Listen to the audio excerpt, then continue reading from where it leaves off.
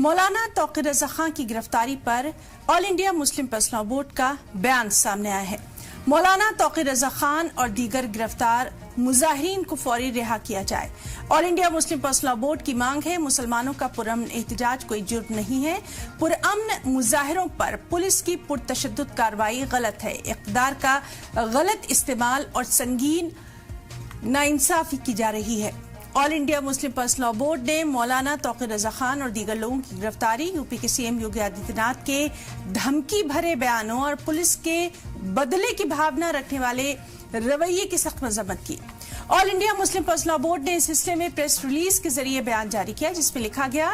Board مولانا توقیر رضا خان اور سبھی گرفتار لوگوں کی فوری اور بنا شرط رہائی کی مانگ کرتا ہے۔ بورڈ نے کانپور واقعے کی مخالفت میں ہو رہے ملک بھر میں پرامن مظاہروں پر پولیس کی پرتشدد کارروائی پر بھی گہری تشویش کا اظہار کیا۔ All India Muslim Personal Law Board کے ترجمان ڈاکٹر SQR الیاس نے ایک پریس بیان میں مولانا توقیر رضا خان اور دیگر پرامن مظاہرین کی گرفتاری پر اظہار تشویش کیا، ساتھ ہی کہا کہ کانپور واقعے کے خلاف مسلمانوں کا پرامن احتجاج کوئی جرم نہیں ہے اور پولیس کا یہ غیر ذمہ دارانہ اور جارحانہ رویہ اقتدار کا غلط استعمال اور سنگین ناانصافی ہے۔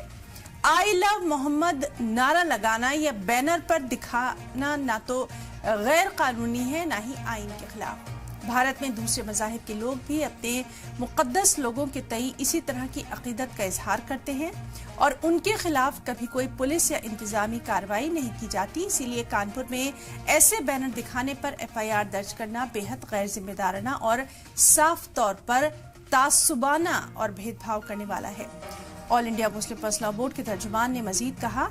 اتر پردیش کے CM کی طرف سے مولانا توقیر رضا خان اور بریلی میں پرامن مظاہرین کے خلاف استعمال کی گئی اہنکاری اور تاناشاہی زبان CM عہدے کے وقار کے